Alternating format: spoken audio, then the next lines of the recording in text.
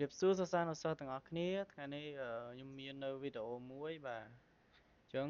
អំពីលំហាត់អញ្ចឹងដោះស្រាយសមីការ differential លំដាប់1បាទអញ្ចឹងគោលបំណងរបស់យើងនៃលំហាត់នេះគឺយើងចង់បាន y ណាចង់រក y ស្មើប៉ុន្មានប៉ុន្តែនៅក្នុងលំហាត់របស់យើងនេះគឺមានទាំងy ផង y ព្រីមផងអញ្ចឹងតើយើងត្រូវធ្វើបែបណាបាទទី1ជំហានទី1ដែលយើងត្រូវដឹងនោះទី1គឺយើងត្រូវធ្វើថា y ព្រីមត្រូវស្មើគេអញ្ចឹង y ព្រីមគឺមានថាជា derivative នៃ y ធៀបជាមួយនឹង x អញ្ចឹងវាស្មើជាមួយនឹង derivative នៃ y ធៀបជាមួយនឹងអញ្ញត្តិ x បាទអញ្ចឹងគឺយើងអាចជំនួសអានេះសិនមកបាទអញ្ចឹង x យើងទុកដដែលឬក៏អត់មិនទុកដដែលយើងបោះវាមកខាងសញ្ញាស្មើក៏បានដែរបាទអញ្ចឹងយើងបោះមកយើងអានេះទុកដដែលមក x ការ៉េនៅលើ1បូក 2y បាទបន្ទាប់មកy នេះយើងដឹងហើយថាស្មើមួយនេះណាអញ្ចឹងស្មើ dy លើ d នៃ x បន្ទាប់មកស្មើជាមួយនឹងអានេះបូកបោះទៅបានដកអញ្ចឹងបានដក x បាទបានដក x ដូចគ្នាបន្ទាប់មកនាំឲ្យអញ្ចឹងយើងបានបែបនេះគឺយើងបោះឲ្យអញ្ញត្តិ x ទៅខាងអញ្ញត្តិ x មួយខាងបន្ទាប់មកអញ្ញត្តិ y មកអញ្ញត្តិ y មួយខាងបន្ទាប់មកខ្ញុំបោះខាង x បោះមកខាងនេះទាំងអស់ dx ក៏បោះមកខាងនេះដូចគ្នាអញ្ចឹង dx បោះមកខាងនេះគឺបានគុណផលចែកបោះឆ្លងសញ្ញាគឺមានថាផលគុណបោះឆ្លងសញ្ញាគឺបានចែកផលចែកបោះឆ្លងសញ្ញាគឺបានគុណណាអញ្ចឹងយើងបាន1លើ1បូក 2y ទៅមក dy ស្មើបន្ទាប់មកអានេះបោះទៅខាងនោះបានដក x អានេះបោះឆ្លងសញ្ញាបានចែកណា1បូក x ការ៉េបន្ទាប់មក dx អញ្ចឹងយើងបានបែបនេះ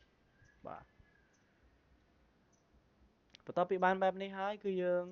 ធ្វើម៉េចបាទដោយថាមាន d ទាំងអស់អញ្ចឹងគឺយើងត្រូវបំពាក់អន្តិក្រាទាំងសងខាងបាទនេះអញ្ចឹងបំពាក់អន្តិក្រាទាំងសងខាងគឺយើងត្រូវរកអន្តិក្រានៃម្ដុំនេះសិនដើម្បីទិញរក y នេះឃើញណាបាទបន្ទាប់មកគឺយើងត្រូវទី1បាទយើងត្រូវបើយើងប្រើអធាជំនួសក៏បានដែរប៉ុន្តែខ្ញុំអត់ប្រើអធាជំនួសទេប៉ុន្តែខ្ញុំថែមខ្ញុំថែមឲ្យដូចអាក្រមខាងលើដូចអាក្រមបន្ទាប់មកយើងធ្វើបែបនេះខ្ញុំដាក់មួយវាបានចេះខ្ញុំថែម1បូក 2y ឲ្យដូចឲ្យខាងក្រោមដែរប៉ុន្តែព្រីមបាទព្រីម1បូក y dy ស្មើនឹងអញ្ចឹងមានន័យថានេះព្រីមទៅវាមិនសល់2អញ្ចឹងមានន័យថាax y ស្មើនឹង ax វាស្មើជាមួយនឹង a ប៉ុន្តែបើយើងខាងលើគឺមានតែមួយទេអញ្ចឹងអានេះគឺព្រីមទៅបាន2ប៉ុន្តែនេះព្រីម y ហើយ a មានន័យថាស្មើនឹង0អញ្ចឹងអានេះ0ត្រូវហើយប៉ុន្តែខាងលើមាន2ប៉ុន្តែបើយើងមានតែមួយទេគឺយើងត្រូវគុណថែម1លើ2វិញដើម្បីចេញស្មើ1លើនេះណាបាទមានន័យថាយើងត្រូវគុណថែម1លើ2ដូចគ្នាដែលខ្ញុំប្រាប់ណាគឺត្រូវគុណថែម1លើ2ដើម្បីបានស្មើនេះវិញឲ្យស្មើ1ដូចដើមវិញណាបាទបន្ទាប់មកខាងនេះដូចគ្នាដែរខ្ញុំទាញសញ្ញាដកជាកតាតែមកខ្ញុំដាក់1លើ2ដូចគ្នាបន្ទាប់មកខ្ញុំដាក់1បូក x ការ៉េព្រីមទៅមក1បូក x ការ៉េ dx បាទអញ្ចឹងពេលដែលយើងព្រីមអានេះទៅវាបានអានេះព្រីមទៅបាន0អានេះព្រីមទៅបាន 2x ប៉ុន្តែរបស់យើងគឺមាន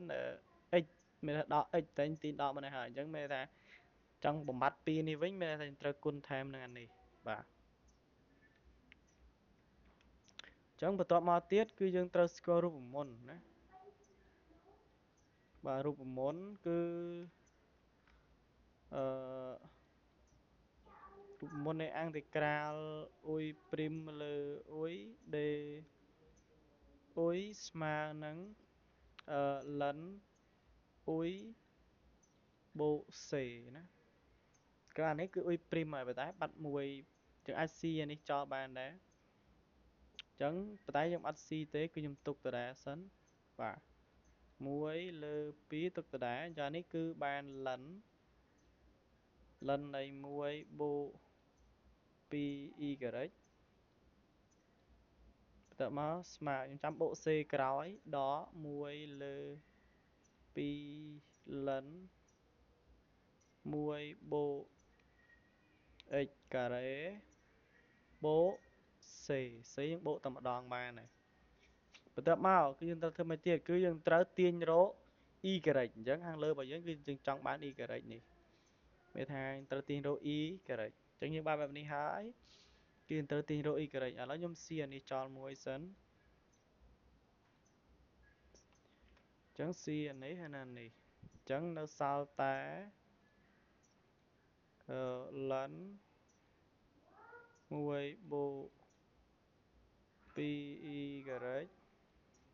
ស្មើនឹងដកលិន1បូក x ការ៉េបូក c បាទអញ្ចឹងខ្ញុំបោះអាម្ដុំនេះមកខាងនេះឆ្លងសញ្ញាគឺបោះឆ្លងសញ្ញាទៅបានបូកលិនទុកដដែលអញ្ចឹងបោះឆ្លងសញ្ញាទៅបានបូកលិន1បូក x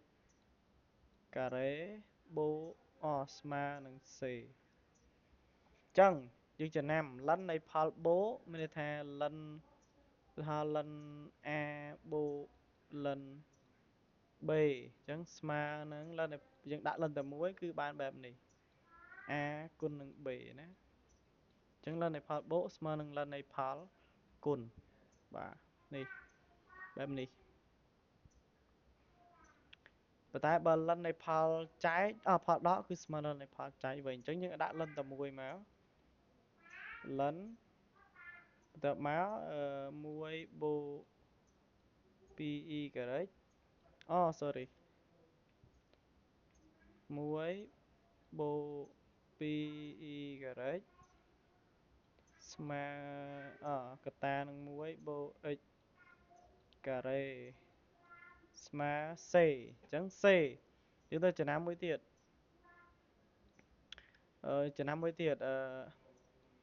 លិននៃ a គឺស្មើនឹង a អញ្ចឹងអានេះគឺយើងបានលិននៃ c អញ្ចឹងដើម្បីទាញរកដើម្បីបាត់លិនចោលមានន័យថាយើងត្រូវពាក់លិនណាទាំងសងខាងតើមកយើងបានបែបណាយើងស៊ីលិនចោលមកបាទស៊ីលិនចោលបន្ទាប់មកនៅសល់តែតម្លៃខានយើងមិនដាក់មកវិញក៏បានដែរ1បូក 2y 1បូក x ការ៉េស្មើនឹងអានេះស៊ីលិនអត់នៅសល់តែសេគុណ c ទេបន្ទាប់មកយើងធ្វើម៉េចទៀតយើងបានបែបនេះហើយគឺយើងបោះអានេះមកខាងនេះណាបាន1បូក 2 ស្មើអានេះបោះមកខាងនេះគឺបានចែកណាបាទគឺបានសេគុណ c លើ1បូក x ការ៉េបន្ទាប់មកយើងទាញ 2y យើងបោះមួយទៅខាងនេះបានសេគុណ c លើ1បូក x ការ៉េបោះមួយមកបន្ទាប់មកបានដក1បន្ទាប់មកយើងទាញរក y មក y ស្មើសេគុណ c លើ2កតា1បូក x ការ៉េដក1លើ2បាទអញ្ចឹងយើងបានបែបនេះបាទអញ្ចឹងយើងរកឃើញ y បាទសូមអរគុណ